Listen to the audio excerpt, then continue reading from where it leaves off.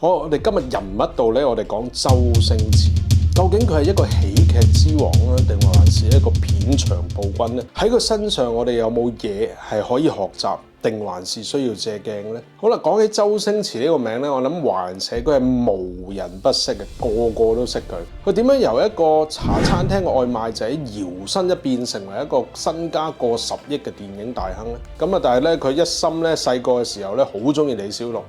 咁啊，同阿梁朝偉咧就一齊去投考呢個 TVB 訓練班，咁啊第一次就衰咗，咁啊第二次就再考到入去。咁咧佢作為一個咧臨時演員咧，竟然咧係用咗5年嘅時間。咁啊佢喺《射雕英雄傳》咧，仲要俾阿梅超風一爪咧咁樣爪鬼死咗，得3秒嘅啫。好啦，佢之後又主持嘅兒童節目，大家都好清楚啦。咁啊一做就做咗4年。咁咧所以咧其實咧佢絕對地咧係真係捱出嚟嘅，係講緊9年嘅時間。周星馳一個好特別嘅特點嘅，好細嘅角色咧，佢依然咧係付出佢嘅所有嘅生命，依然咧諗下佢就算呢3秒我點樣可以做得好佢咧？點解你死幾都死唔去嘅啫？啊？因為我設計呢個角色性格嚟講咧係比較調皮啦，所以我內心嘅潛台詞咧係我唔想死住。你唔想死都要死㗎？其實我已經死緊㗎啦。你再俾多少少時間我咧，我就死晒㗎啦。好啦，1988年咧，阿李修賢咧就邀請咗周星馳咧出演呢套咧《霹靂先鋒》，咁啊第一次就已經攞金像獎最佳嘅男配角。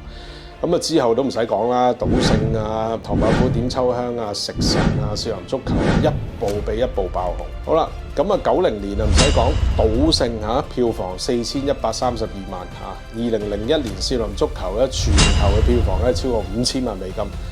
喺日本係狂收嘅，橫掃咗金像獎7個大獎。其實咧，我自己係最中意佢嗰度食神佢有一個演繹冇一個演員能夠超越嘅，就喺食神咧，佢俾人打到去後巷，然之後莫文蔚攞住碗飯，攞住碗嗰陣叉燒飯俾阿周星馳嘅時候咧，碗飯好。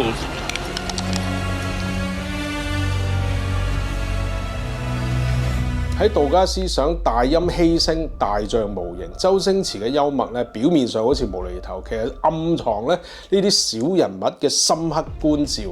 所以咧，我哋再睇嘅時候咧，莊子亦都話過：道在史匿雖然好似好核突，但係講真，其實咧喺我哋咧日常生活咧好細微嘅嘢，其實就係大道喺裏邊。好多人咧都話咧，周星馳咧拍戲好嚴格啊，啲人話佢係片場暴君啊，個個都唔中意佢嘅。好多人咧直頭公開指責包括黃清先生仲有呢個梁思浩咁咧當然啦，即係佢作為一個天才級嘅演員、天才級嘅導演咧，佢對每一個作品咧，其實個要求相當高，令到現場壓力係相當大。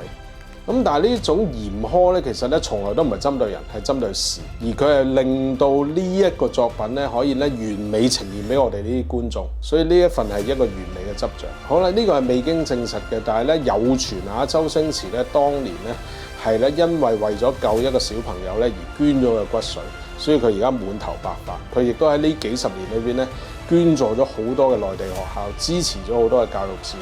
佢係完全冇喺出邊講過嘅。六師弟林子聰咧曾經喺一個訪問咧透露咧，其實周星馳咧好中意收工咧就揾埋啲兄弟工作人員去食嘢。咁咧而咧全部都係周星馳俾錢嘅，上至好貴嘅嘢，下至好普通嘅嘢，佢一樣會記得你中意食乜。咁但係當然啦，作為一個天才級嘅周星馳咧，佢如果知道你係唯利是圖咧，純粹係攞着數咧，佢就一定會同你保持距離。正所謂咧，業界有一句説話：一年一影帝，百年周星馳。確實佢嘅價值咧係遠超於喜劇之王，佢仲要係代表住整個年代。甚至我而家我都俾我嘅小朋友去睇周星馳，讓到佢能夠去接觸以前爸爸咁崇拜嘅一個頂級演員，而佢咧亦都用佢嘅一生去話俾大家聽，只要堅持極致，你都一樣得。讓我哋咧成為一個道在細節、善行無痕嘅追夢人。有夢就要追，加油！